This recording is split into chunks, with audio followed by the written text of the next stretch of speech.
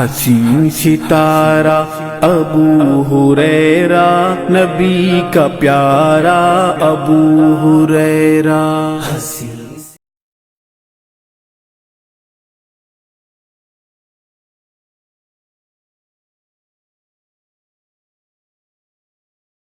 الحمد للہ رب العالمین وبہ نستعین وصلی اللہ علی نبینا محمد بن عبد اللہ وعلی آلہ وصحبہ اجمعین، اما بعد۔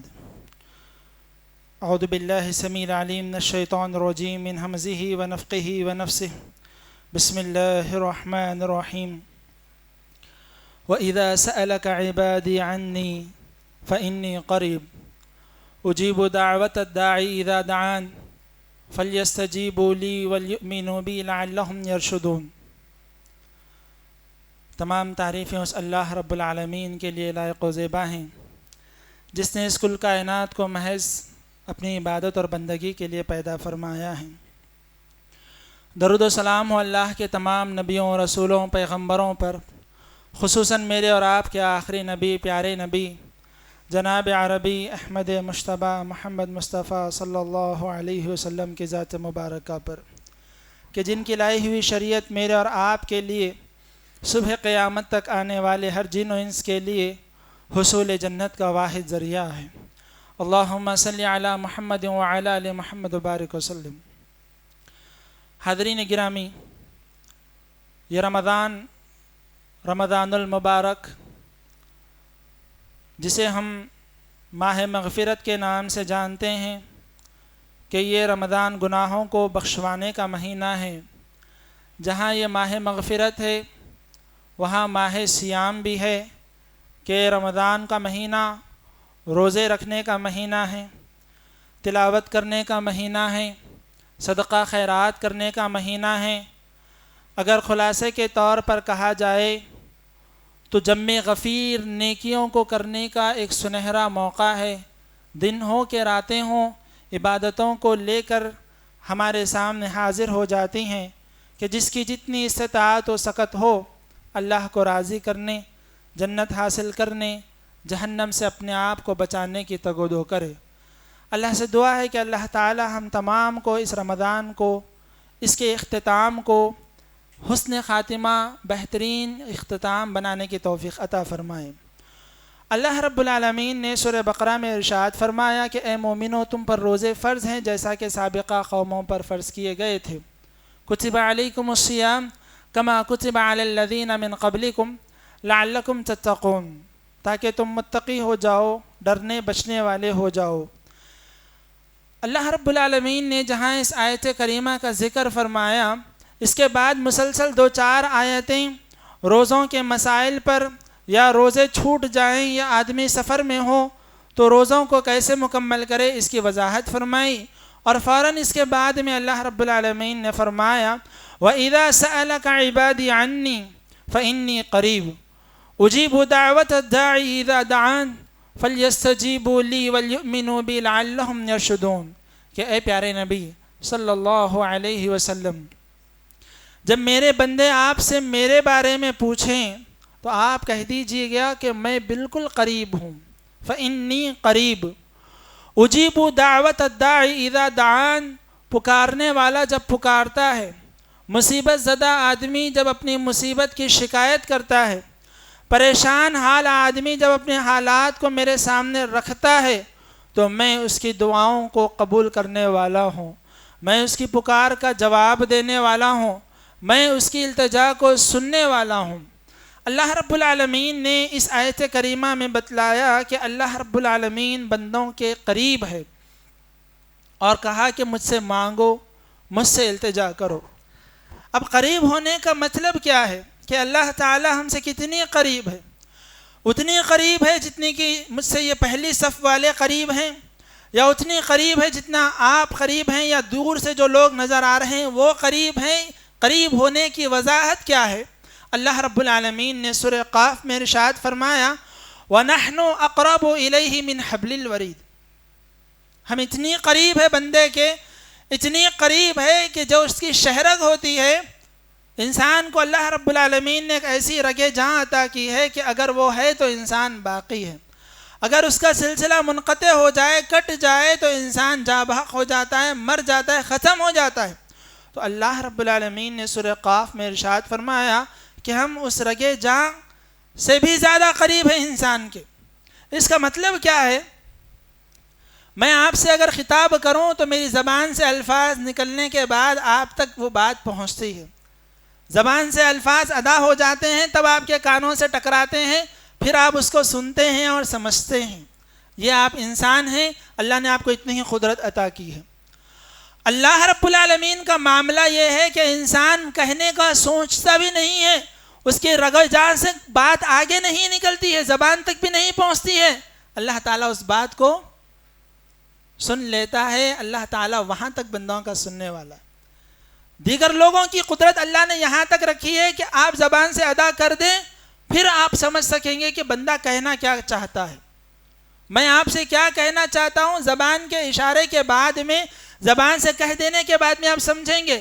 اللہ رب العالمین نے اس آیت کریمہ میں فرمایا کہ رگے جان سے بھی زیادہ قریب ہے، یعنی بات کے یہاں تک بھی پہنچنے کی ضرورت نہیں ہے، ہم اس کو سن لینے والے۔ سبحان اللہ۔ اس سے ہمیں معلوم ہوتا ہے کہ اللہ رب العالمین کیسا بہترین رب ہے ہمارا، کہ کئی لوگ ہیں جو بولتے ہیں، کئی لوگ ہیں جو بولتے بھی نہیں ہیں، اللہ ان کی بھی دعائیں سننے والا۔ کئی لوگ ہیں کہ اللہ رب العالمین نے ان کو زبان سے محروم رکھ دیا ہے، اللہ ان کی بھی باتوں کو سننے والا ہے۔ کئی جانور ہیں کہ اللہ رب العالمین سے مانگتے ہیں تو اللہ تعالیٰ ان کو بھی عطا کرنے والا۔ یہ اللہ رب العالمین کی ربانیت ہے، یہ اللہ رب العالمین کا کرم ہے، احسان ہے کہ اللہ بندوں کے اتنی قریب ہے دعاؤں کے سلسلے میں کہ بندہ زبان کے کھولنے کی بھی اس کو ضرورت نہیں ہے اگر اللہ رب العالمین سے وہ مانگنا چاہتا ہے۔ آپ دیکھیں دعا کے سلسلے میں کچھ ایسی بہترین چیزیں ہیں کہ کسی سے بھی مانگنا ہو یا التجا کرنا ہو، اللہ میں اور بندوں میں جو فرق ہے، جو تفاوت ہے، آپ دیکھیں ہم اللہ سے مانگتے ہیں تو یہ توحید ہے، اللہ نے تعلیم دی ہے کہ تم مجھ سے مانگو، اللہ ہی سے مانگنا ہے۔ اللہ سے مانگیں گے تو توحید ہے، عبادت ہے، اجر و ثواب ہے۔ بندوں سے مانگیں گے تو شرک ہے، کفر ہے، اللہ کا انکار ہے، اللہ کے ساتھ کسی کو شریک ٹھہرا دینا ہے۔ آپ کہتے ہیں اے اللہ تو مجھے نواز، تو مجھے عطا فرما، شفا مانگے، صحت مانگے، رزق مانگے، دولت مانگے، علم مانگے، جو بھی مانگے اللہ سے مانگ رہے ہیں، یہ توحید ہے، یہ عبادت ہے، اس پر اجر و ثواب بھی ہے۔ اس کے بالمقابل اللہ کو چھوڑ کر آپ کسی سے بھی مانگ لیں، جہاں پر وہ گناہ نیکی ہو رہی تھی وہاں وہ گناہ بن جاتا ہے، جہاں اجر و ثواب کا باعث ہو رہا تھا وہاں گناہوں کا باعث ہو جاتا ہے، اور جہاں وہ توحید ہو رہی تھی وہاں پر شرک ہو جاتا ہے۔ ایک فرق ہے اللہ اور بندوں سے مانگنے میں۔ دوسرا ایک بڑا امتیازی فرق یہ ہمیں بتلایا جاتا ہے کہ اللہ رب العالمین اگر اس سے نہ مانگا جائے تو اللہ غصہ ہوتا ہے۔ پیارے نبی صلی اللہ علیہ وسلم نے فرمایا من لم یسأل اللہ یغضب علیہ، جو اللہ سے نہیں مانگتے ہیں اللہ ان سے غصہ ہوتا ہے۔ یعنی اللہ چاہتا ہے کہ بندے اللہ سے مانگیں، اللہ سے گڑ گڑائیں، اللہ سے لو لگائیں، آنسو بہائیں، اپنی کمزوریوں کی التجا کریں اللہ سے۔ اور اگر کوئی نہیں مانگتا ہے تو اللہ تعالیٰ غصہ ہوتا ہے، اور کئی مقامات پر اللہ تعالیٰ بندوں کو اس لیے بھی مصیبت میں مبتلا کر دیتا ہے کہ بندہ مانگ نہیں رہا ہے، چلو اس کو آزمائش میں مبتلا کرتے ہیں تاکہ وہ آزمائش میں اللہ سے مانگے گا۔ اور اس کے بالمقابل آپ بندوں سے نہیں مانگیں گے تو بندے خوش ہوں گے، اللہ سے نہیں مانگیں گے تو اللہ ناراض ہو جائے گا، غصہ ہوگا، اور بندوں سے نہیں مانگیں گے تو بندے خوش ہوں گے۔ مثالیں بھی دی جاتی ہیں کہ میرے ساتھ 5-6 سال 10 سال سے ہمارا بھائی ہمارا دوست ہے، مگر کبھی اس نے مجھ سے کوئی چیز نہیں مانگی، یعنی ایک تعریف کے طور پر ذکر کیا جاتا ہے۔ اور اس کو پلٹ کر آپ دیکھیں، اللہ سے مانگیں گے تو اللہ خوش ہوگا، اور بندوں سے مانگیں گے تو بندے ناراض ہوئے، کیا ہے بھئی بار بار مانگنا، اچھے سے اچھا رشتہ کیوں نہ، دوست احباب تو دور کی بات ہے، اگر ماں باپ سے بچے بھی مانگنے پر آ جائیں ایک وقت کے بعد میں ماں باپ بھی بیزار ہو جاتے ہیں، کیا بھئی یہ بار بار مانگتے ہیں، سب سے گہرا رشتہ ہے یہ دنیا میں۔ مگر بندوں سے جب مانگیں گے 1 بار 2 بار 4 بار 6 بار، اس کے بعد میں ماں باپ ہی کیوں نہ ہو مانگنے پر جو ہے کترا جاتے ہیں، کیا ہے بھئی یہ مانگتے جا رہے ہیں۔ اسی کے بالمقابل اللہ تعالیٰ آپ صبح مانگیں، شام مانگیں، دوپہر مانگیں، اٹھتے بیٹھتے مانگیں، چلتے پھرتے مانگیں، جہاں فرصت ملے وہاں مانگیں۔ حتیٰ کہ اسلام ہمیں تعلیم دیتا ہے کہ تم رات میں سو گئے ہو، اچانک نیند سے تم بیدار ہوتے ہو، اللہ سے دعا کرو۔ اسلام ہمیں تعلیم دیتا ہے کہ تم بیت الخلاء کو جا رہے ہو، اللہ سے دعا کر کر جاؤ، اللہ سے پناہ طلب کر کر جاؤ۔ اور اسلام نے دعا کی تعلیم ہم کو دی ہے کہ الدعاء هو العبادہ، دعا ہی عبادت ہے۔ کیا مطلب؟ دعا ہی عبادت ہے؟ کیا نماز عبادت نہیں ہے؟ کیا روزہ عبادت نہیں ہے؟ کیا حج عبادت نہیں ہے؟ یہ تمام عبادتیں ہیں، مگر اگر ان کو دیکھا جائے تو یہ سب دعا کے قبیل سے آتے ہیں کہ نماز بھی دعا ہی ہے، روزہ بھی دعا ہی ہے، حج بھی دعا۔ کیسے؟ ہم نماز پڑھتے ہیں، کیا کہتے ہیں؟ ایاک نعبد و ایاک نستعین اہدنا الصراط المستقیم، مانگنے پر آتے ہیں کہ اے اللہ سیدھا راستہ عطا فرما، نعمتوں والا جن پر تو نے انعام کیا ان کا راستہ عطا فرما، گمراہ لوگوں کا، بھٹکے لوگوں کے راستے سے ہماری حفاظت فرما۔ ٹہرے ہیں، دعائیں مانگ رہے ہیں اللہ تعالیٰ سے۔ پھر اس کے بعد میں سجدے میں جاتے ہیں، اللہ سے دعائیں کرتے ہیں، دونوں سجدوں کے درمیان بیٹھتے ہیں، پھر اللہ سے دعا کرتے ہیں اللہ بخش دے، رب اغفر لی۔ مختلف دعائیں سکھائی گئی ہیں۔ سلام پورا مکمل ہو جانے کے بعد نماز ہم سلام پھیرنے پر آتے ہیں، تعلیم دی گئی ہے اللہ اکبر استغفر اللہ، اے اللہ بخش دے، اے اللہ معاف کر دے۔ پوری نماز کو، عبادتوں کو پوری دعاؤں سے جوڑ دیا گیا۔ آپ حج کرنے کے لیے جاتے ہیں، آپ کو تعلیم دی جاتی ہے جگہ جگہ پر اللہ کو یاد کرتے رہنا ہے، اللہ سے مانگتے رہنا ہے۔ اللہ سے صفا کو پہنچیں اللہ سے مانگو، مروہ کو پہنچیں پھر صفا کو پہنچ کے پھر اللہ سے مانگو، وہاں پر جو ہے مقام ابراہیمی پر پہنچے وہاں اللہ سے دعائیں کرو، جہاں جہاں جا رہے ہو اللہ سے دعائیں کرتے جاؤ۔ اس کا مطلب یہ ہے کہ عبادتوں میں دعا ایک ایسی عبادت ہے جو مرکزی کردار ادا کرتی ہے۔ اس کے ماتحت کئی ساری عبادتیں آ جاتی ہیں، مگر دعا اپنی جگہ ایک صدارتی مقام، ایک مرکزی حیثیت رکھتی ہے کہ تمام عبادتوں کا لب لباب جو ہے، مغز جو ہے، وہ عبادت دعا ہے۔ دعا تمام عبادتوں میں ایسی عبادت ہے۔ ترمذی کی حسن حدیث ہے، علامہ البانی رحمۃ اللہ علیہ نے اسے حسن قرار دیا، فرماتے ہیں لیس شیء اکرم عند اللہ من الدعاء، دعا جیسی مکرم چیز، با احترام چیز، با مکرم اکرام والی، تکریم والی، باعزت عبادت اللہ رب العالمین کے پاس دعا جیسی کوئی عبادت نہیں۔ آپ دیکھیں دیگر عبادتوں میں اور دعا میں ایک فرق بھی ہے۔ کیا فرق ہے؟ دیگر عبادتوں کو اللہ رب العالمین نے وقت کے ساتھ، جگہ کے ساتھ محدود کر کر رکھ دیا ہے۔ بطور مثال ابھی ہم روزوں سے گزر رہے ہیں، ہمیں روزوں کی یہ تعلیم دی گئی ہے کہ وقت ہے آپ اس پر سحر کرنا ہے، اس کے بعد میں آپ سحر نہیں کر سکتے۔ افطار ہے، وہ وقت آ گیا آپ کو افطار کرنا ہے، اس سے پہلے آپ افطار نہیں کر سکتے، وقت کے ساتھ آپ کو جوڑ دیا گیا ہے۔ آپ حج کرنا چاہتے ہیں، آپ جا کر آج حج کر سکتے ہیں؟ نہیں کر سکتے، آپ کو جوڑ دیا گیا ہے کہ بھائی ذی الحجہ میں آپ جائیں گے اور حج کے ارکان ایام دیں گے، انجام دیں گے تو وہ حج شمار کیا جائے گا۔ آپ عمرہ کرنا چاہتے ہیں اس مسجد میں، یہ بھی تو اللہ کا گھر ہے، عمرہ کر سکتے ہیں یہاں پر؟ نہیں کر سکتے۔ کئی عبادتیں ہیں آپ دیکھیں گے کہیں نہ کہیں ان کو جوڑ کر محدود کر دیا گیا ہے۔ دعا ان عبادات میں سے ایک عبادت ہے جس کو اللہ رب العالمین نے کوئی حد نہیں رکھی ہے۔ آپ یہاں بیٹھ کر دعا کر رہے ہیں، آپ اپنے گھر میں بیٹھ کر دعا کر رہے ہیں، آپ مشکلات میں، مصیبتوں میں، پریشانیوں میں بیٹھ کر اللہ سے دعا کر رہے ہیں، نعمتوں میں بیٹھ کر اللہ سے دعا کر رہے ہیں، نعمتیں مل رہی ہیں اللہ سے دعا کر رہے ہیں، نعمتیں چلی گئی ہیں، آزمائشوں میں آ گئے اللہ سے دعا کر رہے ہیں، باوضو ہے دعا کر رہے ہیں، بیمار ہیں دعا کر رہے ہیں، حادثے سے پہلے دعا کر رہے ہیں، حادثے کے بعد دعا کر رہے ہیں۔ جب آپ کو موقع ملتا ہے اللہ تعالیٰ کہتے ہیں تم مانگو میں تمہیں دینے والا ہوں۔ کب؟ کبھی بھی مانگو، کتنا؟ جتنا چاہے مانگو، جیسے چاہے مانگو، اللہ تعالیٰ دینے والا۔ ایک حدیث میں اللہ کے رسول صلی اللہ علیہ وسلم نے فرمایا، حدیث قدسی ہے کہ اللہ تعالیٰ فرماتے ہیں اگر تم پورے کے پورے مل کر بھی مجھ سے مانگ لو اور میں سب کو ان کی خواہشات کے مطابق دے دوں تب بھی میرے خزانوں میں ذرہ برابر بھی آنے والی۔ سبحان اللہ۔ کیا مانگنا چاہتے ہو آپ؟ اولاد مانگنا چاہتے ہو؟ صحت مانگنا چاہتے ہو؟ رزق مانگنا چاہتے ہو؟ دولت مانگنا چاہتے ہو؟ जवानी मांगना चाहते हो, इल्म मांगना चाहते हो, कौन सी चीज़ है जो अल्लाह रब्बुल आलमीन अता नहीं। आप देखें, हम दुनिया में रहते हैं, हर एक आदमी का एक शोबा होता है, महदूद दायरा होता है, उसकी एक ऑफिस होती है। आप वकील के पास जाकर वकील से हटकर कोई दूसरी चीज़ उससे आप नहीं काम ले सकते। वो पूछेगा भाई ये मैं कहाँ से करूँगा, ये करने के लिए दूसरे लोग मौजूद हैं, दूसरे लोग वो काम को अंजाम देंगे। उसी तरह हर शोबे का एक काम होता है, वो उसी तक महदूद होता है, आप उससे दूसरा काम नहीं करा सकते। वो काम भी उससे हो भी सकता है या नहीं भी हो सकता है। अल्लाह ताला से कौन सा काम नौज़ बिल्लाह नहीं हो सकता है।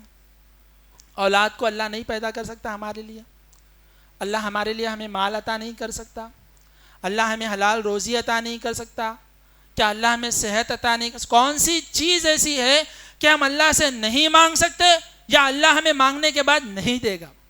प्यारे नबी सल्लल्लाहु अलैहि वसल्लम ने फरमाया कि अल्लाह रब्बुल आलमीन से जब बंदा मांगता है, अल्लाह ताला हया खाता है इस बात से कि अन यरुद्दा यदैहि सिफरा, अल्लाह ताला उसके हाथों को खाली भेज दे। बंदों का मामला क्या होता है, वो दे भी सकते हैं नहीं भी दे सकते हैं। अल्लाह का मामला क्या होता है, अल्लाह ताला बंदे के हाथ को खाली लौटाना नहीं चाहता। अल्लाह शर्माता है इस बात से। प्यारे नबी फरमाते हैं कि अन यरुद्दा यदैहि सिफरा, क्या बंदे के हाथों को अल्लाह ताला खाली हाथ भेज दे, खाली हाथ लौटा दे। आप देखें, अल्लाह रब्बुल आलमीन ने हमारे लिए, हमारी नसीहत के लिए, हमें तालीम देने के लिए कई ऐसे वाक़यात को जिक्र फरमाया है जिसमें हमें तालीम दी गई है कि तुम ज़िंदगी के किसी भी गोशे में आ जाओ, रब से मांगो, रब वहाँ पर तुम्हें वो चीज़ अता करने वाला है। अगर मैं तसलसल के साथ आपके सामने दो चार वाक़यात जिक्र करूँ, नूह अलैहिस्सलाम है, पूरी दुनिया दुश्मन बन गई है, 950 साल तकरीबन एक सदी से ज़्यादा आपने लोगों के सामने दीन की दावत दी, लोग मानने के लिए तैयार नहीं है।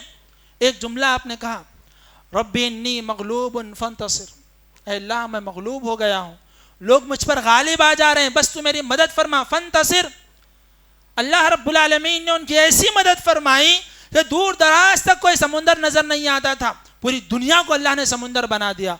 आसमान से बारिश, जमीन से पानी उगलने लगा। देखते देखते अल्लाह ने अपने वो बंदे की ऐसी मदद फरमाई कि जितने नाफरमान थे सब के सब खत्म हो गए। आज दुनिया में हमें कहीं मारा जा रहा है, कहीं कुचला जा रहा है, कहीं जो है परेशान किया जा रहा है, वो मुल्की सतह पर हो, शहरी सतह पर हो या हुकूमती सतह पर हो, हमारे अंदर ये खौफ की लहर दौड़ती रहती है कि ये हुकूमत आ जाएगी तो क्या करेगी, ये कानून बन जाएगा तो क्या होगा, ये लोग हुकूमत के इख्तिदार पर आएंगे तो क्या करेंगे, फलां आदमी दुश्मन बन रहा है, फलां कौम हमको दबा कर देख रही है, फलां कौम मार रही है फिर वीडियो बनाकर डाल रही है, फलां कौम वादे कर रही है कि अगर हम आएंगे तो ऐसे मारेंगे। अल्लाह के बंदो, ये नताइज इसलिए भी सामने आ रहे हैं कि हमारा कांटेक्ट अल्लाह से कम होता चला जा रहा है। एक जुमला तो कहा था नूह अलैहिस्सलाम ने कि अल्लाह कौम तंग कर रही है, तू मदद फरमा। पूरी कायनात को अल्लाह रब्बुल आलमीन ने पानी के हवाले कर दिया। क्यों? बंदों का अल्लाह से जब ताल्लुक होता है, अल्लाह से जब बंदे मांगने पर आते हैं, अल्लाह ही से जब मांगने पर आते हैं, अल्लाह ताला पूरी दुनिया को बदल कर रख देता है अपने मोमिन बंदों के लिए। कई ऐसी चीजें भी देखी गई, अल्लाह ने कई कवानीन को अपने बंदों के लिए बदल कर रख दिया। अल्लाह ने दुनिया में ऐसे कवानीन बनाए हैं, जैसे मिसाल के तौर पर समुंदर का काम क्या है, डुबो देना है, खत्म कर देना है। बड़ी बड़ी कश्तियां हजारा टेक्नोलॉजी के बाद भी अगर अल्लाह चाहे कुन फयकुन में वो डूब कर रह जाती हैं। अल्लाह ने चाहा मूसा अलैहिस्सलाम को उनके पूरे लश्कर के साथ अल्लाह रब्बुल आलमीन ने चलाते हुए समुंदर से गुजार दिया। क्यों? मूसा अलैहिस्सलाम की कौम ने जब समुंदर के सामने पहुंच गए थे, कहा था मूसा, फिरौन के पास थे, भूखे थे, प्यासे थे, मर रहे थे, वो मार रहा था, जुल्म कर रहा था, जो कुछ भी था, जिंदा तो थे, ये तुम कहाँ लेकर आ गए? सामने समुंदर है और पीछे फिरौन का लश्कर है। एक अल्लाह के बंदे ने कहा कि इन्ना मई रब्बी सयहदीन, मेरा रब मेरे साथ है और वो मेरी मदद करेगा ज़रूर, वो मेरे लिए रास्ता निकालेगा ज़रूर। अल्लाह के बंदे का ये अज़्म, ये हौसला, रात की तारीकियों में अल्लाह को पुकारना कि अल्लाह तू मेरे साथ है, तू मुझे यहाँ तक लेकर आया है तो यहाँ से आगे भी तू बढ़ाने वाला है। जब ये अल्फाज मूसा अलैहिस्सलाम ने कहे, अल्लाह ने अपने कानून को बदलते हुए समुंदर से रास्ते निकाल कर नबी के लिए रास्ते फराहम कर दिए। वो समुंदर जिसने किसी को आज तक रास्ता फराहम नहीं किया, न पहले हुआ न आइंदा हो रहा है। اللہ کے حکم سے سمندر نے پیارے نبی کے لیے راستہ فراہم کر دیا. آگ کا کام کیا ہے ہم جانتے ہیں، جلانا ہے. اس کی ابتدا سے لے کر وہ آج تک اور دنیا کے ختم ہو جانے کے بعد پھر جہنم میں اس کو جلانے کے لیے استعمال کیا گیا ہے، کسی اور کے لیے استعمال نہیں. وہ اللہ نے اس کو پیدا ہی کیا ہے کہ وہ جلائے، اچھی اچھی چیزوں کو وہ جلا کر ختم کر دیتی ہے. پیارے نبی خلیل اللہ ابراہیم علیہ السلام، قوم اتنی دشمن بن گئی، اتنے غصے میں آ گئی کہ معبودوں کو توڑ پھوڑ کر رکھ دیا جس کو ہمارے باپ دادا جو ہے پوجا کرتے تھے. اتنی بڑی آگ جلائی کہ وہ آگ کے قریب بھی وہ نہیں جا سکتے تھے. وہ ایک غلیل کو استعمال کر کر ابراہیم علیہ السلام کو جو ہے اس میں پھینکنے والے تھے. اور اتنا غصہ انہوں نے ابراہیم علیہ السلام کے ساتھ ظاہر کیا کہ روایات میں آتا ہے کہ ان کو برہنہ تک کر دیا گیا، کپڑے اتار لیے گئے ان کے. اللہ نے کیا مقام دیا ان کو؟ کل قیامت کے دن جب سب سے پہلے لباس پہنایا جائے گا جنت کا، ابراہیم علیہ السلام ہوں گے. سبحان اللہ.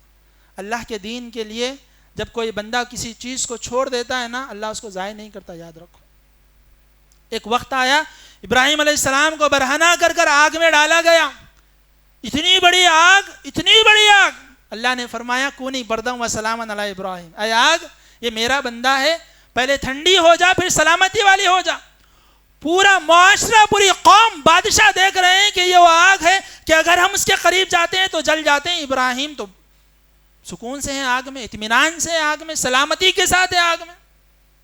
اللہ رب العالمین سے جب بندے مانگتے ہیں، اللہ ایسے ایسے راستوں سے ان کی مدد فرماتا ہے کہ دنیا اش اش کرتی رہ جاتی ہے اور دنیا کو یقین نہیں آتا ہے کہ ایسا بھی ہو سکتا ہے کیا، یہ بھی ممکن ہے کیا. پیارے نبی صلی اللہ علیہ وسلم نے دعاؤں کی قبولیت کے جو واقعات ہمارے سامنے ذکر کیے ہیں، یا اللہ رب العالمین نے جو واقعات ہمارے سامنے ذکر کیے ہیں، ان میں ایک اہم ترین اور ایک بڑا واقعہ سیدنا ایوب علیہ السلام کا ہے. یہ وہ نبی ہیں، اللہ نے کچھ نبیوں کو نعمتوں میں رکھا، کچھ نبیوں کو آزمائشوں میں رکھا. جیسے سلیمان علیہ السلام ہیں، جیسے داؤد علیہ السلام ہیں، اللہ نے ان کو نعمتیں دے کر شکر گزاری کے ذریعے سے آزمایا. اور جیسے دیگر انبیاء زکریہ علیہ السلام ہے، یحییٰ علیہ السلام ہے، اللہ نے ان کو مصیبتوں میں مبتلا کر کر آزمایا صبر کے ذریعے سے. ایوب علیہ السلام ان انبیاء میں سے ہیں کہ اللہ نے ان کو حکومت عطا کی، سلطنت عطا کی، تخت و تاج عطا کیا. تمام نعمتیں ملنے کے بعد پھر اللہ نے ان کو مصیبت میں مبتلا کیا، بیماری میں مبتلا کیا. ایسے بیمار ہوئے پوری سلطنت چلی گئی، تخت و تاج چلا گیا، آل اولاد چلے گئی. اور انتہا اس بات تک پہنچی کہ آپ کے علاقے کے لوگ جو آپ کے پاس آ کر اپنے مسائل کو پیش کیا کرتے تھے، انہوں نے آپ کو آپ کے گھر سے، آپ کے علاقے سے نکال کر علاقے کے کنارے میں رکھ دیا کہ اگر یہ آدمی ہمارے معاشرے میں رہے گا تو اس کی وبا سے ہم بھی بیمار ہو جائیں گے. اللہ اکبر. ایوب علیہ السلام وقت کے جو ہے بادشاہ تھے، اللہ نے سلطنت عطا کی تھی. ایک وقت ایسا آ گیا کہ جہاں سے دو لوگ وہاں سے گزر رہے تھے، ان کے مکان کے بازو سے ایک آدمی کہتا ہے کہ جانتے ہو کہ ایوب کو اللہ نے اتنا بیمار کیوں کر دیا ہے؟ اس لیے کہ ایوب نے کوئی ایسی برائی کی ہے، کوئی ایسے گناہ کا ارتکاب کیا ہے کہ وہ اللہ ہی جانتا ہے اور ایوب ہی جانتے ہیں، جس کی سزا کے طور پر اللہ رب العالمین نے ایوب کو اس سزا میں مبتلا کیا ہے، اس آزمائش میں مبتلا کیا. ایوب علیہ السلام کے کانوں سے بات ٹکراتی ہے، بڑی تکلیف ہوتی ہے آپ کو. وقت کے نبی ہیں اور لوگ اتنے بدگمان ہو چکے ہیں ان کے سلسلے میں، فوراً اللہ سے دعا کرتے ہیں. سال گزر گئے اس آزمائش میں، اللہ سے کبھی حرف شکایت نہیں کیا. آج وقت آ گیا ہے کہ ایوب علیہ السلام نے ہاتھ اٹھا کر دعا کی، ربی انی مسنی الضر وانت ارحم الراحمین. اے اللہ آج تکلیف پہنچی ہے اور تو بہترین رحم کرنے والا ہے. جو ان کی زوجہ باہر گئی ہوئی تھی، ان کی اہلیہ واپس آ کر دیکھتی ہیں کہ وہ بیمار ایوب علیہ السلام، وہ مصیبتوں میں گھرے ہوئے ایوب علیہ السلام جو بالکل جو ہے بیمار ہو چکے تھے، ناتواں ہو چکے تھے، ایک خوبرو نوجوان کی شکل میں بدل گئے. ہاتھ اٹھائے اللہ کی طرف.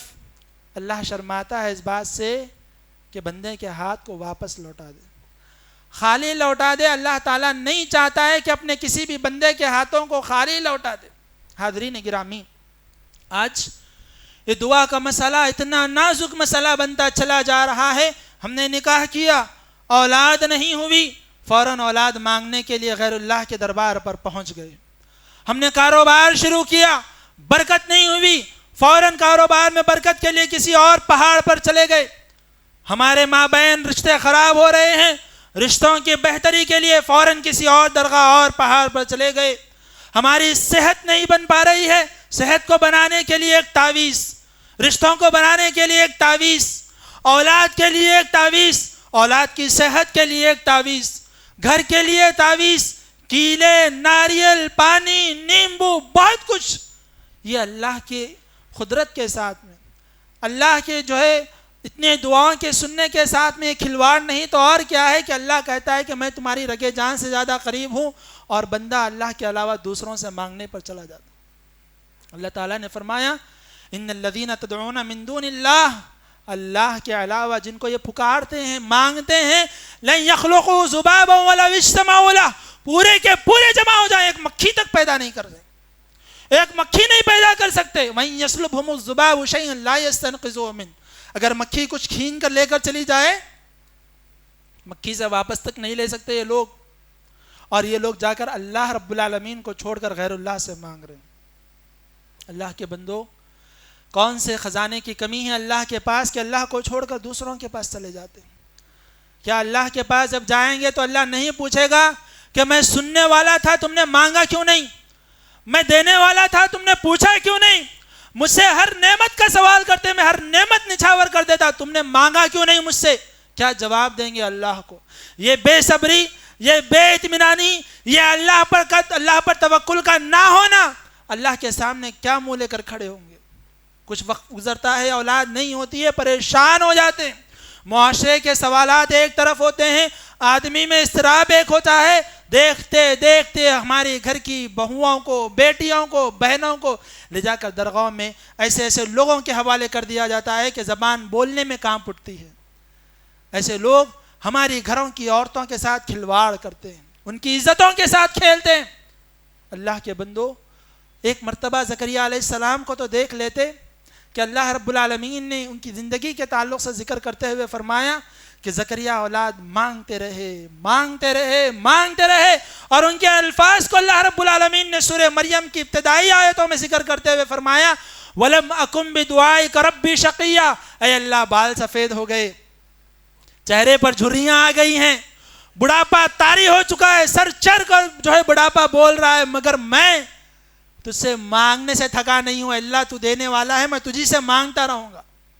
بڑھاپے کو پہنچ گئے ہیں، یہ وہ عمر ہے کہ اولاد ہونا ناممکن ہے، مگر اللہ چاہے تو ممکن ہے۔ ایک مرتبہ داخل ہوتے ہیں مریم علیہ السلام کے حجرے میں، مریم علیہ السلام کے آپ کفیل تھے، دیکھتے ہیں کہ ایسے ایسے پھل ہیں جو بن موسم کے پھل ہیں، سردی کے موسم میں گرما کے پھل، گرمی کے موسم میں سرما کے پھل۔ پوچھتے ہیں یا مریم انا لکی ھذا، کون لا کر دیے ہیں یہ پھل؟ میرے علاوہ تو کوئی آتا نہیں یہاں پر۔ کہتے ہیں قالت ہوا من عند اللہ، یہ اللہ کی جانب سے ہے، ان اللہ یرزق من یشاء بغیر حساب، اللہ جسے چاہے بغیر حساب و کتاب کے عطا کرتا۔ کہتے ہیں اللہ بغیر موسم کے پھل دینے والے، مجھے اس عمر میں تو اولاد عطا کر سکتا ہے، اللہ مجھے اولاد عطا فرما۔ جب یہ تڑپ اللہ دیکھتا ہے، یہ یقین دیکھتا ہے اللہ تعالیٰ کہتے ہیں میں تو سب کو اولاد دیتا ہوں، تمہیں اولاد نام کے ساتھ عطا کروں گا۔ اور زکریا علیہ السلام کو اللہ تعالیٰ بیٹا عطا کرتا ہے، اور نام بھی اللہ رکھتا ہے کہ اس بندے کا نام یحییٰ ہوگا۔ اللہ کے بندو، اللہ جب دینے پر آتا ہے تو ایسے ایسے عطا کرتا ہے کہ نسلوں تک اللہ کی نعمتیں جاری رہتی ہیں۔ اللہ کے رسول ابراہیم علیہ السلام نے بیٹا مانگا تھا، اولاد مانگی تھی، اے اللہ مجھے نیک اولاد عطا کر دے، ربی ہب لی من الصالحین، نیک اولاد عطا کر دے۔ اللہ نے کیا عطا کیا؟ بیٹا دیا، نبی بنا دیا، پوترا دیا، نبی بنا دیا۔ ایسے نبیوں کا سلسلہ جاری کیا کہ جتنے نبی آئیں گے سب ابراہیم کی نسل میں آئیں گے۔ کیوں؟ ابراہیم نے صبر کے ساتھ مانگا ہے مجھ سے، اور جب میں ابراہیم کو دوں گا تو ایسے دوں گا، ابراہیم کے بعد آنے والے تمام نبی ابراہیم کی نسل میں آئیں گے۔ سبحان اللہ، جتنے نبی آئے سب کے سب یعقوب علیہ السلام کی نسل سے، اور پیارے نبی صلی اللہ علیہ وسلم اسماعیل علیہ السلام کی نسل سے آئے، تمام کے تمام ابراہیم علیہ السلام کی اولاد ہیں۔ اللہ کے بندو، جب ابراہیم علیہ السلام کو ان کے بڑھاپے میں 80 سال سے زیادہ کی عمر میں اللہ اولاد دیتا ہے، زکریا علیہ السلام کو اللہ اولاد دیتا ہے، کئی سارے لوگوں کو جب اللہ نے اولاد عطا کی ہے تو تم اور میں کون ہیں کہ اللہ ہمیں اولاد عطا نہ کرے؟ ہم گنہگار ہوں گے ضرور، گناہ ہوئے ہوں گے ضرور، ان گناہ کے ہاتھوں سے اللہ سے مانگو، اللہ عطا کرنے والا ہے۔ اللہ تعالیٰ فرماتے ہیں لو اتیتنی بقراب الارض خطایا ثم لقیتنی لا تشرک بی شیئا، اگر تم مجھ سے ملاقات کرو زمین بھر کر تمہارے گناہ ہوں گے مگر میرے ساتھ تم نے کسی کو شریک نہ کیا ہوگا، مانگا تو مجھ سے مانگا ہوگا، رویا تو میرے پاس رویا ہوگا، ہاتھ اٹھائے تو میرے سے مانگنے کے لیے ہاتھ اٹھائے ہوں گے، میرے علاوہ کسی کے سامنے دستِ دراز نہ کیا ہوگا، میں جب تم سے ملوں گا تو پوری گناہوں کو بخشتے ہوئے تم سے ملوں گا۔ اللہ کے بندو یاد رکھو، دنیا والے دیں گے، عارضی دینا ہوگا، اللہ چاہے گا تو ہی دیں گے مگر محدود دینا ہوگا، اللہ دینے پر آئے گا تو ایسے عطا کرے گا، ایسے عطا کرے گا کہ اللہ جیسا کوئی دینے والا نہیں ہوگا۔ اللہ جب چاہے عطا کرے گا، جیسے چاہے عطا کرے گا، جسے چاہے عطا کرے گا، جتنا چاہے اللہ رب العالمین عطا کرے گا۔ بس ہمیں کوشش کرنی ہے کہ اللہ رب العالمین سے مانگتے رہنا ہے، اللہ سے لو لگاتے رہنا ہے، اللہ سے التجا کرتے رہنا ہے۔ اور یہ مہینہ، یہ ماہ رمضان، جیسا کہ میں نے آپ کو مناسبت بتلائی کہ جہاں یہ روزے رکھنے کا مہینہ ہے وہیں اللہ رب العالمین سے دعائیں کرنے کا بھی مہینہ ہے، اللہ سے مانگنے کا بھی مہینہ ہے۔ رمضان کے تذکرے کے بعد میں، روزوں کے تذکرے کے بعد میں دعا کا ذکر اللہ نے اسی لیے کیا کہ یہ وہ مہینہ ہے کہ تم اللہ سے مانگتے جاؤ، جنت کے دروازے کھلے ہیں، مانگو، جنت کے دروازے تمہارے لیے ہو گئے، جہنم کے دروازے بند ہے، پناہ طلب کرو، جہنم کے دروازے تمہارے لیے ہمیشہ کے لیے بند ہو گئے۔ تم جو مانگنا چاہتے ہو اس مہینے میں مانگو اللہ سے، خصوصی طور پر، عموماً تو ہم کبھی بھی مانگ سکتے ہیں، خصوصی طور پر اس مہینے میں مانگو، جو جتنا مانگنا چاہتے ہو اللہ عطا کرنے والا ہے۔ حاضرین گرامی، اسی طرح کچھ باتیں ایسی ہوا کرتی ہیں کہ جب ہم دعائیں کرتے ہیں، ہم دعا کرنے کے باوجود، اللہ سے ہی مانگنے کے باوجود کچھ ایسی چیزیں ہمارے ساتھ پیش آ جاتی ہیں کہ ہماری دعائیں قبول نہیں ہو پاتی ہیں۔ اسلام نے ہمیں کچھ تعلیمات دی ہیں کہ اللہ سے مانگو تو کچھ طریقے ہونے چاہیے، ان طریقوں سے مانگو گے تو یہ دعا کی قبولیت کے زیادہ قریب ہوتے ہیں۔ کچھ چیزیں میں آپ کے سامنے ذکر کر دوں۔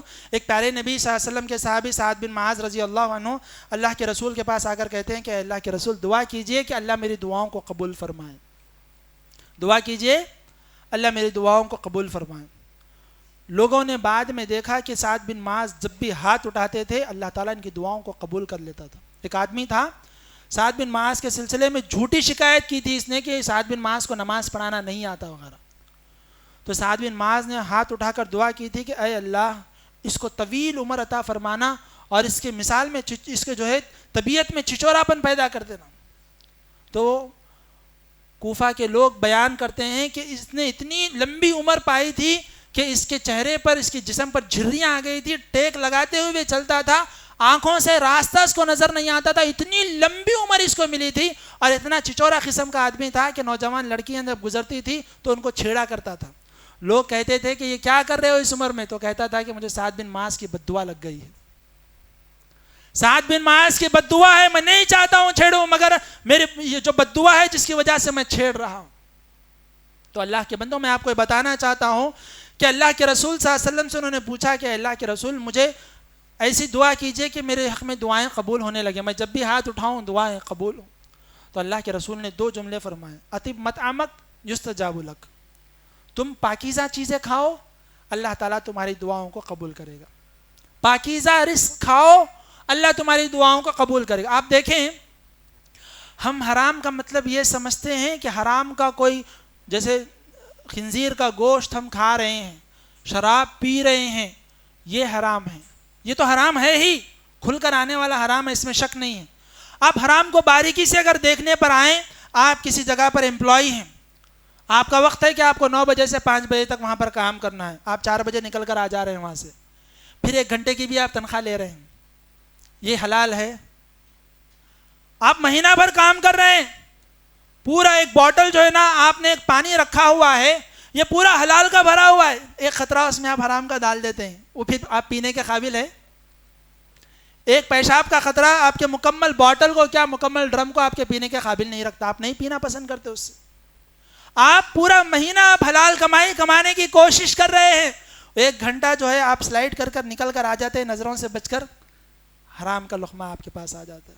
آپ باریکی سے غور کریں، آپ کے پاس کوئی مزدور ہے، آپ اس سے کام لے رہے ہیں 10,000 روپے کا، تنخواہ دے رہے ہیں 8,000 روپے 9,000 روپے، وہ 1000 روپے آپ کھا جا رہے ہیں، وہ حلال ہے؟ نہیں ہوگا حلال۔ اس سے آپ آگے بڑھ کر اور سوچیں، آپ مکمل طور پر حلال روزی کما رہے ہیں، کوئی حرام کا اس میں شائبہ نہیں ہو رہا ہے، بڑا بہترین طریقے سے آپ احتیاط کر رہے ہیں۔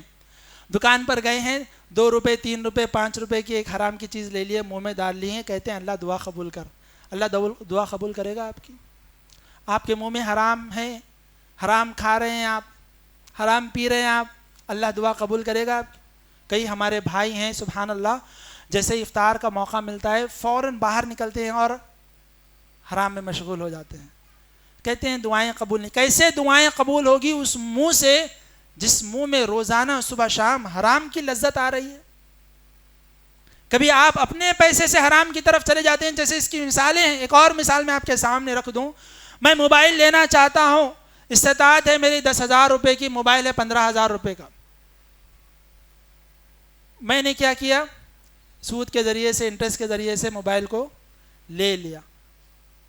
حلال کھا رہے ہیں آپ، حلال پہن رہے ہیں آپ، حلال اوڑھ رہے ہیں آپ، کہاں سے اللہ رب العالمین آپ کی دعاؤں کو قبول کرے گا؟ پیارے نبی صلی اللہ علیہ وسلم بیان کرتے ہیں کہ ایک مسافر، میں آپ کو بتلاتا چلوں کہ مسافر کا مسافر ہونا ہی قبولیت دعا کی جو ہے علامتوں میں سے ایک ہے کہ اگر کوئی مسافر ہو تو اللہ اس کی دعاؤں کو قبول کرتا ہے، ایک علامت ہو گئی۔ دوسری یہ ہے کہ جب بندہ اللہ کو اے میرے رب یا ربی کہہ کر پکارتا ہے، یہ بھی مستجاب الدعویٰ ہونے میں سے کہ اللہ دعاؤں کو قبول کرتا ہے۔ جیسے میں نے آپ کے سامنے واقعہ ذکر کیے، ایوب علیہ السلام نے کہا ربی انی مسنی الضر، اے میرے رب۔ جیسے ہم تمام کے والد آدم علیہ السلام نے کہا تھا ربنا ظلمنا انفسنا، رب کا جو لفظ ہوتا ہے، ابراہیم علیہ السلام نے کہا تھا ربی حبلی من الصالحین، تو یہ خود جو ہے نا دعا کی قبولیت کا ایک بہت بڑا سبب ہوتا ہے۔ تو مسافر ہے، تھکا ہارا ہے، بھوکا پیاسا ہے، سفر کی حالت میں ہاتھ اٹھا کر اللہ سے دعا کرتا ہے یا ربی، اللہ کے رسول کہتے ہیں مطعمہ حرام، اس کا پینا حرام ہے، کھانا حرام ہے، ومشربہ حرام، پینا حرام ہے، وملبسہ حرام، اس کا جو ہے پہننا حرام ہے، وغذی بالحرام، اس کا جو ہے غذا حاصل کرنا، نشو نما چڑھنا، پروان چڑھنا حرام ہے۔ انا یستجاب لذلک، کیسے اللہ اس کی دعاؤں کو قبول کرے گا؟ آپ دیکھیں اللہ کے بندو، ہم اگر باریکی سے اپنے جو ہے لقمے کا جائزہ لیں گے، ہمیں معلوم ہوگا کہ کئی سارے ناحیوں سے حرام کیسے ہمارے اندر داخل ہوتا چلا جاتا ہے، جس کا ایک بڑا سبب یہ بنتا ہے کہ ہم دعائیں تو کر رہے ہیں مگر وہ آسمانوں سے آگے تک نہیں جا پا رہی ہیں۔ بہت بڑا سبب ہے کہ ہم جب بھی دعا کریں یہ کوشش ہونی چاہیے کہ ہم حلال کے ذریعے سے اللہ رب العالمین سے مانگیں، منہ میں حلال جائے گا تو اللہ تعالیٰ تک دعا پہنچے گی اور اللہ دعاؤں کو قبول کرے گا، یہ ایک سبب ہے۔ اور ایک سبب اللہ کے رسول صلی اللہ علیہ وسلم نے فرمایا ادعوا اللہ وانتم موقنون بالاجابہ، اللہ سے ایسے مانگو کہ تم کو یقین ہو کہ اللہ دینے والا ہے، 50-50 کا نہیں ہونا چاہیے۔ بسا اوقات بعض لوگ کیا کرتے ہیں، اللہ سے مانگ تو لیا ہوں مگر دیکھیں گے کیا ہوتا ہے، مانگ لیا ہوں اللہ سے مگر دعا قبول ہوگی یا نہیں ہوگی، 50-50 ہوتا ہے۔ نہیں، اللہ کے بندو اس یقین سے مانگو کہ اللہ اس کا مالک تو ہے، اس کا پیدا کرنے والا تو ہے، تو دینے والا بھی تو ہے، تو چاہے تو تو ضرور عطا کرے گا۔ اللہ میں تیرے علاوہ کسی سے نہیں مانگتا ہوں، تجھ سے مانگتا ہوں، تو عطا فرما۔ کیا کہا تھا زکریا علیہ السلام نے؟ رب بال سفید ہو گئے میرے رب، اولاد مانگ رہا ہوں تو تجھی سے مانگ رہا ہوں، یقین ہے کہ تو اولاد دے گا۔ اللہ نے اولاد دے دی۔ ایک عام واقعہ میں آپ کے سامنے ذکر کرتا ہوں، سلف میں ایک واقعہ بڑا مشہور ہے، ذکر کیا جاتا ہے کہ ایک وقت کا خلیفہ تھا، بادشاہ تھا، رات میں بڑا نیک آدمی تھا، سونے کے لیے بستر پر گیا تو نیند نہیں آ رہی تھی اس کو، تو اندازہ لگاتا ہے شاید اللہ کا کوئی بندہ ہے جو اللہ سے شکایت کر رہا ہے، دعائیں کر رہا ہے، فوراً نکل کر مسجد کی طرف آ جاتا ہے، تو دیکھتا ہے کہ ایک اللہ کا بندہ ہے، ہاتھ اٹھا کر اللہ سے دعائیں کر رہا ہے، اپنی مصیبتوں کو، پریشانیوں کو، مسائل کو پیش کر رہا ہے اللہ کے سامنے۔ فوراً اس سے مخاطب ہو کر کہتے ہیں کہ اے بندے کیا مسائل ہیں آپ کے؟ مسائل بتلائے جاتے ہیں، مسائل کو فوراً حل کرنے کی کوشش کرتا ہے، مسائل حل بھی ہو جاتے ہیں۔ اس کے بعد میں اس بندے سے کہتا ہے کہ اے بندے آئندہ آپ کو اگر کچھ بھی مسئلہ، کچھ بھی دشواری پیش آئے میرے پاس آ جاؤ، میں تمہارے مسائل کو حل کر دوں گا۔ سوچئے آپ، میں اور آپ ہوتے تو کہتے ٹھیک ہے بھائی، آپ کا نمبر، نام، عطا پتہ لے لیے، چلے گئے ان کے پاس۔ مومن بندہ کہتا ہے نہیں، مجھے جس سے مانگنا تھا میں نے اس سے مانگا، اس نے میری دعا کو قبول کی، میری ضروریات کو تمہاری شکل میں یہاں تک پہنچا دیا، آئندہ بھی مجھے ضرورت ہوگی میں یہیں آؤں گا اور میرے رب سے مانگوں گا، اور میرا رب میری ضروریات کو پھر یہاں تک لے کر آ کر پورا کرے گا۔ مجھے کسی کے پاس جانے کی ضرورت نہیں ہے، میرا رب ہے جس نے آج جیسے میری ضروریات کو پورا کیا ہے کل بھی میری ضروریات کو پورا کرے گا، جیسے میں نے آج اس سے مانگا ہے میں کل بھی اسی سے مانگنے والا ہوں، کسی اور سے مجھے مانگنے کی ضرورت نہیں۔ یہ یقین ہونا چاہیے کہ اگر مانگیں گے تو اللہ سے مانگیں گے، دے گا تو اللہ دے گا۔ بسا اوقات کیا ہوتا ہے، کوئی بچہ ہمارا بیمار ہو جاتا ہے، اللہ کے اوپر سے ایمان ہمارا ڈگمگانے لگ جاتا ہے، کچھ خواتین آ گئے، کچھ لوگ آ گئے، کچھ کہہ دیا، اتارا ہے، چڑھاوا ہے وغیرہ، اللہ پر سے ایمان کمزور ہونے لگ جاتا ہے۔ بسا اوقات یہ ہوتا ہے کاروبار میں برکت نہیں ہو رہی ہے، دعائیں پڑھاتے ہیں، یہ مستحب طریقہ ہے، بہتر طریقہ ہے، اس سے آگے بڑھ کر جھاڑ پھونک کی طرف چلے جاتے ہیں۔ کئی دکانیں ایسی ہیں جن کے دکانوں کی پیشانیوں پر ناریل لگے ہوتے ہیں، کئی گھر ایسے ہوتے ہیں جن کے گھروں کے پورے کنارے کیلے ٹھکے ہوئے ہوتے ہیں، کئی لوگ ایسے ہوتے ہیں جن کے پیروں میں خصوصی طور پر بائیں پیروں میں تعویذیں بنی ہوتی ہیں۔ لوگ تو لوگ تھے اللہ کے بندو، کئی گاڑیاں ایسی ہو رہی ہیں کہ گاڑیوں پر بھی تعویذیں بندی ہوئی۔ اللہ اکبر! تمہاری بھی حفاظت، تمہاری گاڑیوں کی بھی حفاظت، تمہاری گھروں کی بھی حفاظت یہ سڑے ہوئے نیمبو کریں گے، یہ خراب ہو چکے ناریل کریں گے؟ کیا یہ اللہ کی ذات کے ساتھ کھلواڑ نہیں ہے؟ اللہ کے حقوق کے ساتھ حق تلفی نہیں ہے کہ ایک اللہ جس نے تم کو پیدا کیا ہے، ایک اللہ جو تمہیں کھلا پلا رہا ہے، سانس کے بعد سانس عطا کر رہا ہے، اس اللہ کی عبادت کے بجائے، اس اللہ سے مانگنے کے بجائے ان تعویذوں پر بھروسہ، ان دھاگوں پر بھروسہ، ان نیمبو ناریلوں پر بھروسہ، ان مرچیوں پر بھروسہ، اللہ کے پاس جاؤ گے تو کیا جواب لے کر جاؤ گے؟ یہ دیکھنے میں آتا ہے بچہ پیدا ہوتا ہے، پیدا کرنے والا اللہ ہوتا ہے، جیسے ہی بچہ دنیا میں آ جاتا ہے لوگ کیا کرتے ہیں؟ تعویذ باندھ کر دوسروں کے حوالے کر دیتے ہیں۔ اگر تعویذ باندھنی ہوتی تو پیٹ میں جا کر باندھ دیتے، پیٹ میں نہیں باندھ سکے، وہاں تو اللہ کھلا رہا تھا، اس کو پلا بھی رہا تھا، اللہ اس کو محفوظ بھی رکھے ہوا تھا اللہ تعالیٰ اس کو۔ اگر تم وہاں تعویذ نہیں باندھ سکے اور وہ وہاں زندہ تھا تو تم یہاں تعویذ باندھ کر کیا کرو گے؟ اور اگر تمہارے تعویذ باندھنے سے ہی وہ زندہ رہتا تو تم وہاں تعویذ باندھ دیتے جہاں پر وہ بچہ نشو نما چڑھ رہا تھا، پروان چڑھ رہا تھا۔ یہ تو چلو مان لو انسانوں کی بات، ہمیں کئی ایسے لوگ ہیں یا جانور ہیں ایسے جن سے ہم کبھی فیس ٹو فیس بات چیت تک نہیں کر سکتے، ان کے سامنے ٹھہر نہیں سکتے، شیر ہے یا جو ہے ایسے موذی جانور ہیں، کوئی بابا جا کر ان کو تعویذ باندھ سکتا ہے کہ چل تجھے اولاد نہیں ہو رہی یہ تعویذ لے لے؟ نوالا بن کر رہ جائیں گے اس کے۔ تعویذ باندھنے گئے تھے اور کیا ہو گئے؟ لقمہ بن گئے اس کے، صبح شام کا ناشتہ بن گئے اس کے۔ جاؤ باندھ کر بتاؤ، تم صرف انسانوں کے ٹھیکیدار ہو کیا؟ جانوروں کے ٹھیکیدار نہیں ہو؟ جاؤ ایسے جانوروں کے پاس جن کے مسائل ہیں، کسی کو مار لگا ہوا ہے، کوئی بھوکا ہے پیاسا ہے، اللہ کے رسول نے فرمایا اگر تم جانوروں کے جتنا، پرندوں کے جتنا اللہ پر بھروسہ کرتے، اللہ تمہیں ویسے ہی کھلا دیتا جیسے پرندوں کو کھلا رہا ہے۔ بھوکے پیٹ نکلتے ہیں، بھر پیٹ واپس لوٹتے ہیں۔ لو توکلتم علی اللہ حق توکلی، اگر اللہ پر کما حق و توکل کرتے لرزقکم کما یرزق الطیر، اللہ تمہیں ویسے کھلاتا جیسے پرندوں کو کھلا رہا ہے۔ نکلتے ہیں تو بھوکے پیٹ نکلتے ہیں، واپس ہوتے ہیں تو بھر پیٹ واپس ہوتے ہیں۔ آج ہمارا ایک بھائی مارکیٹ میں کام کر رہا ہے، 5 روپے کے لیے وہ اپنے ایمان کو بیچ دیتا ہے، 10 روپے کے لیے وہ ایمان کو بیچ دیتا ہے، اسے اللہ کی رزاقیت پر کہاں سے بھروسہ آئے گا؟ کہاں سے اس کو یہ یقین آئے گا کہ میرا رب ہے، مجھے دیکھ رہا ہے، مجھے سن رہا ہے اور میری گرفت کرنے والا ہے؟ 10 روپے میں ایمان بک جاتا ہے اللہ کے بندو، 1 روپے میں ایمان کا سودا صبح شام ہوتا چلا جاتا ہے۔ اللہ سننے والا نہیں ہے کیا؟ اللہ کو جواب دینا نہیں ہے کیا؟ کیا سمجھ کر لوگوں کو دھوکہ دیتے ہیں؟ لوگوں کو دھوکہ دے رہے ہو، یہ تو ایک عام سا گناہ ہے، ساتھ ہی ساتھ یہ بھی عقیدہ بن رہا ہے کہ کوئی اوپر والا نہیں دیکھ رہا۔ نہیں، اللہ کے بندو اللہ دیکھ رہا ہے۔ تو لہذا میں آپ کو یہ باتیں بتا رہا تھا کہ دعائیں قبول ہونے کے لیے کیا کیا چیزیں ضروری ہوتی ہیں، جن میں سے ایک یہ ہے کہ لوگ حلال و حرام میں فرق نہیں کر پاتے ہیں۔ ان میں سے ایک یہ بھی ہے کہ یقین و ایمان کے ساتھ اللہ سے دعائیں کرنی چاہیے۔ ان میں سے ایک بات یہ بھی ہے کہ جب اللہ رب العالمین سے مانگیں ڈر کے ساتھ اور امید کے ساتھ مانگیں۔ ڈر ہو کہ اللہ جہنم کا پیدا کرنے والا، عذابات دینے والا، سابقہ قوموں کو ہلاک کر دینے والا اللہ ہے. اگر میں کچھ غلطی کروں گا اللہ میری گرفت کرنے والا ہے.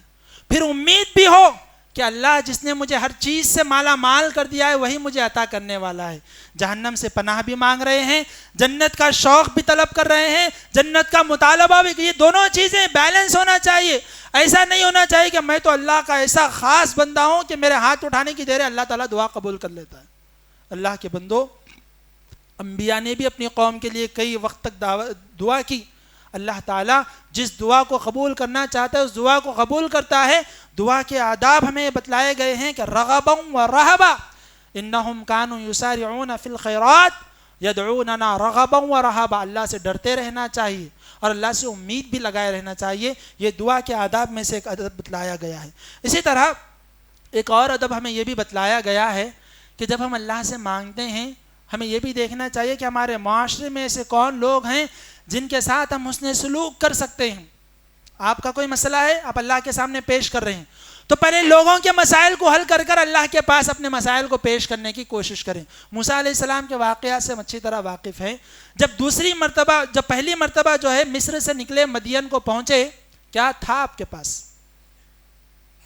مسافر ایک جوڑے پر ہیں آپ، بھوک لگ رہی ہے، کھانے کے لیے کچھ نہیں ہے، سر ڈھکنے کے لیے کچھ نہیں ہے، کاروبار کرنے کے کچھ بھی نہیں ہے آپ کے پاس. کیا کرے آپ؟ فوراً ہاتھ اٹھا کر دعا کر لیے؟ نہیں. آپ نے دیکھا کہ کس کی میں مدد کر سکتا ہوں، یہاں پر کون ہے کہ جس کی مدد کر کر میں ہاتھ اٹھا کر اللہ سے دعا کر سکتا ہوں. دیکھا تو قریب میں جو ہے کنواں نظر آیا اور وہاں پر دیکھا کہ 2 بچیاں ہیں جو پہلے سے ٹھہری ہوئی ہیں. لوگ آتے جا رہے ہیں اپنی بکریوں کو سیراب کر کر لے کر چلے جا رہے ہیں. پوچھا ان سے ماجرا کیا ہے، ان کی بکریوں کو لیا، فوراً سیراب کر کر بھیج دیا. بچیاں وقت سے پہلے گھر چلی گئیں. ابو نے پوچھا، ماجرا بتا دیا. ابو نے کہا جاؤ لے کر آؤ ان کو. لے کر آئے موسیٰ علیہ السلام کو گھر کو. بات چیت کی شعیب علیہ السلام نے. بعض لوگ اس میں اختلاف ہے کہ وہ نبی تھے یا نہیں تھے. بعض لوگ کہتے ہیں کہ انبیاء کے ساتھ ذکر کیا گیا تو ہو سکتا ہے نبی ہی ہوں. تو شعیب علیہ السلام نے جو ہے گفتگو کی ان سے. اس کے بعد میں ان کو کھانا کھلایا. ایک مسئلہ حل ہو گیا. پھر اس کے بعد میں ان کو رہنے کے لیے بھی جگہ عطا فرما دی. دوسرا بھی مسئلہ حل ہو گیا. پھر اس کے بعد میں انہیں بکریاں چلانے کے لیے ایک جو ہے نوکری بھی ان کو لگا دی. تیسرا ہی مسئلہ حل ہو گیا. پھر کچھ دنوں کے بعد میں کہا کہ دیکھو میں تمہاری شادی کرنا چاہتا ہوں میری اس بیٹی سے، کیا تمہاری رائے ہے؟ کیا کہا تھا موسیٰ علیہ السلام نے اللہ سے؟ بکریوں کو پانی پلانے کے بعد آ گئے، اپنی جگہ پر بیٹھ کر کہا ربی انی لما انزلت الی من خیر فقیر. اے اللہ تو جو بھی نازل کرے، جو بھی دے دے، میں اس کا محتاج ہوں، ضرورت ہے مجھے اس کی. اللہ نے کیا دیا؟ جو ضرورتیں تھی سب اللہ نے عطا کر دیا. گھر کی ضرورت تھی گھر مل گیا، کھانے کی ضرورت تھی کھانا مل گیا، کھلانے والوں کی ضرورت تھی گھر والوں کی ضرورت تھی گھر والے مل گئے، کاروبار کی ضرورت تھی کاروبار مل گیا. ہر چیز اللہ نے عطا کر دی. طریقہ کیا بتلایا جا رہا ہے ہمیں؟ پہلے لوگوں کے ساتھ حسن سلوک کرو. آپ کے معاشرے میں غریب ہوں گے، یتیم ہوں گے، مسکین ہوں گے، نادار ہوں گے، یا خود اللہ تعالیٰ کے گھر ہیں جس میں ہم صدقہ خیرات کر سکتے ہیں، زکوٰۃ نہیں، نفل صدقہ ہم اللہ کے گھروں میں کر سکتے ہیں، یا اور بہت سارے طریقے ہیں کہ ہم لوگوں کی مدد کر سکتے ہیں. آپ راستے سے تکلیف دہ چیز کو ہٹائیے. ایک کتے کو پانی پلائیے. آپ کوئی بھی مسئلہ ہو آپ چھوٹی سے چھوٹی جو ہے کوئی خیر کا کام کیجئے، پھر اللہ سے دعا کیجئے. یہ بھی دعا کے آداب میں سے ذکر کیا گیا ہے. اسی طرح اور بھی کئی ساری چیزیں دعا کے سلسلے میں بتلائی جاتی ہیں. وقت کی تنگی کی مناسبت سے میں 2-4 باتیں بتلا کر اپنی بات کو ختم کروں گا. پہلی بات تو یہ ہے کہ اللہ کے بندو، یہ تمام شرائط پائے جانے کے باوجود بھی بسا اوقات ہماری دعائیں قبول نہیں ہوتی ہیں. ایسا بھی ہوتا ہے کہ جو ہے بندہ دعائیں کرتا جا رہا ہے، حلال روزی کھانے والا ہے، اللہ تعالیٰ کا جو ہے نیک بندہ ہے، اس کے باوجود بھی اس کی دعائیں قبول نہیں ہوتی ہیں. تو دیکھیے جب بھی کوئی دعا قبول نہیں ہوتی ہے تو وہ 3 چیزوں میں ڈیوائیڈ ہو جاتی ہے. ایک تو یہ ہوتا ہے کہ آپ کچھ مانگ رہے ہیں، اللہ وہ نہیں دے کر کوئی اور چیز آپ کو عطا کر دیتا ہے. آپ کا کوئی سوال ہے اللہ سے کہ اللہ مجھے یہ چیز عطا کر، اللہ وہ چیز عطا نہیں کر کر آپ کو کوئی دوسری چیز عطا کر دیتا ہے. یا دوسری بات یہ ہوتی ہے کہ اللہ وہ چیز عطا نہیں کر کر آپ پر جو مصیبت آنے والی تھی، جو مشکل آنے والی تھی، جو پریشانی آنے والی تھی، اللہ تعالیٰ اس کو دور کر دیتے، رفع کر دیتے. دوسری بات ہو گئی. تیسری بات یہ ہے کہ جب بندہ اللہ سے دعائیں کرتا رہتا ہے اور اس کو اس کا بدلہ دنیا میں نظر نہیں آتا ہے، تو کل قیامت کے دن جب بندہ اپنی دعاؤں کو دیکھے گا اور اس کے اجر و ثواب کو دیکھے گا تو بندہ کہے گا کاش اللہ تعالیٰ میری ایک بھی دعا قبول نہ کرتا تو کتنا اجر و ثواب مجھے مل جاتا، کاش میری ایک بھی دعا قبول نہ ہوتی. یعنی اتنا بہترین اور اتنا بڑا عظیم بدلہ اس کو ملے گا وہاں پر. بندہ کہے گا کاش میری ایک بھی دعا قبول نہ ہوتی تو کتنا اچھا ہوتا. تو سبحان اللہ، اللہ کے بندو، اللہ رب العالمین ہمیں یہ تعلیم دے رہے ہیں کہ اللہ ہی سے مانگنا ہے. پیارے نبی نے ہمیں تعلیم دی ہے کہ اللہ ہی سے مانگنا ہے. دیگر جتنے سلف صالحین گزرے ہیں تمام نے ہمیں تعلیم دی ہے کہ اللہ ہی سے مانگنا ہے. اور آج بھی میں آپ کے سامنے پیغام لے کر آیا ہوں کہ دنیا کی مشکلات ہو، مصیبتیں ہوں، پریشانیاں ہوں، آزمائشیں ہوں، ہر مسئلے کا حل اللہ رب العالمین کے پاس ہے. تمہیں مانگنے کا سلیقہ آنا چاہیے اور مانگنے کے لیے ہاتھ اللہ کے پاس اٹھانے چاہیے. اگر یہ دو چیزیں تمہارے پاس آ گئی تم سچے پکے مومنوں میں شمار ہوں گے. اللہ تمہیں ہدایت بھی دے گا، اللہ تمہیں نعمتوں میں بھی رکھے گا، اللہ تمہیں آزمائشوں سے بھی دور کرے گا. اور یاد رکھے خدا را اگر اللہ کے علاوہ کسی اور کے پاس ہاتھ اٹھ گئے، کسی اور سے مانگ لیا تو یقین جانے دنیا بھر کی نیکیاں رائے گاہ ہو گئی اور کفر و شرک پر موت ہوگی اور کل قیامت کے دن ہمیشہ ہمیشہ کے لیے جہنمیوں میں اٹھائے جائیں گے. تو لہذا ہم اللہ سے دعا کرتے ہیں کہ بار الہ سابقہ زندگی میں ہم نے جتنی نیکیاں کی ہیں اللہ تو انہیں قبول فرما. جو گناہ ہم سے سرزد ہوئے ہیں، ڈھکے چھپے اعلانیہ گناہ، اللہ تمام کو تو درگزر فرما. ہماری نیکیوں کا بہتر سے بہترین بدلہ ہمیں عطا فرما. اے اللہ ہم میں کسی کے دوست احباب، رشتہ دار، والدین یا کوئی متعلقین غیر متعلقین جو سابقہ رمضان میں یا اس سے پہلے رمضان میں ہمارے ساتھ موجود تھے آج نہیں ہیں، اے اللہ اگر وہ توحید پر تھے ان کی مغفرت فرما. کروٹ کروٹ انہیں جنت کی نعمتوں سے مالا مال فرما. ان کے سیئات کو درگزر فرما، ان کے حسنات کو قبول فرما. اے اللہ یہ مسجد ہو یا اس جیسی جتنی مسجدیں ہیں، اس کے بنانے میں یا اس کے وضو خانے میں یا اس کے کسی بھی ذرے میں کسی نے بھی اگر حصہ لیا ہے، اے اللہ تو نیتوں کو جاننے والا ہے. اے اللہ اس کا بہتر بدلہ ان کو عطا فرما. اے اللہ یہ مساجد تو صبح قیامت تک آباد رہنے والی ہیں. اے اللہ اس کے ایک ایک سجدے پر ایک ایک روپیہ خرچ کرنے والوں کو اجر و ثواب عطا فرما. اے اللہ ہم میں جو بے اولاد ہیں انہیں اولاد عطا فرما. جن کے رشتے نہیں ہوئے اللہ بہترین رشتوں کا انتظام فرما. جن کے رشتوں میں ناچاقیاں ہیں اللہ ان کے درمیان محبت پیدا فرما. اے اللہ ہمارے کئی بھائی ہیں حلال روزی کے متلاشی ہیں، حلال روزی عطا فرما، حلال روزیوں میں برکت عطا فرما. اے اللہ ہم تمام میں اتحاد و اتفاق پیدا فرما. اے اللہ ملک کے مستقبل کو ہمارے لیے روشن فرما. ایسے لوگوں پر ہم کو مسلط نہ فرما جو تیرے اور تیرے دین کے دشمن ہیں. ایسے لوگوں کو مسلط فرما جو تیرے دین کے سلسلے میں نرم پہلو نرم بازو رکھنے والے ہیں. اے اللہ ہمیں دین سیکھنے والا بنا، دین کو سمجھنے والا بنا، دین پر عمل کرنے والا بنا، قاری قرآن بنا، حافظ صلوات بنا، صیام و قیام کا پابند بنا. اے اللہ ہمارے بھوکے رہنے کو پیاسے رہنے کو قبول فرما. دیر رات جاگ کر تیرے راہ میں عبادتیں کرنے کو قبول فرما. اے اللہ ہم میں ہر کسی کے کئی مسائل ہیں، کسی کے کچھ ہیں، کسی کے بہت کچھ ہیں. اے اللہ تو بہتر جانتا ہے، ہم نہیں جانتے ہیں. اے اللہ جس کے جو مسائل ہیں، اے اللہ یہ لیلۃ القدر کی تلاش میں ہم ہیں. اے اللہ ہم تمام کے مسائل کو حل فرما دے. مستقبل میں اے اللہ بہترین زندگی ہمیں عطا فرما، بہترین روزی ہمیں عطا فرما. جب تک زندگی دے مومنانہ متقیانہ زندگی عطا فرما. خاتمہ ہو تو خاتمہ بالخیر فرما اور کل قیامت کے دن تیرے انبیاء، اولیاء، صدیقین، شہداء کے ساتھ بغیر حساب و کتاب کے جنت میں داخل عطا فرما. اقول قولی هذا واستغفر الله لي ولكم ولسائر المسلمين من كل ذنب فاستغفروه انه هو الغفور الرحیم. مزید علماء اور مقررین کے بیانات سننے کے لیے ہمارے YouTube چینل کو سبسکرائب کیجیے. جزاک اللہ.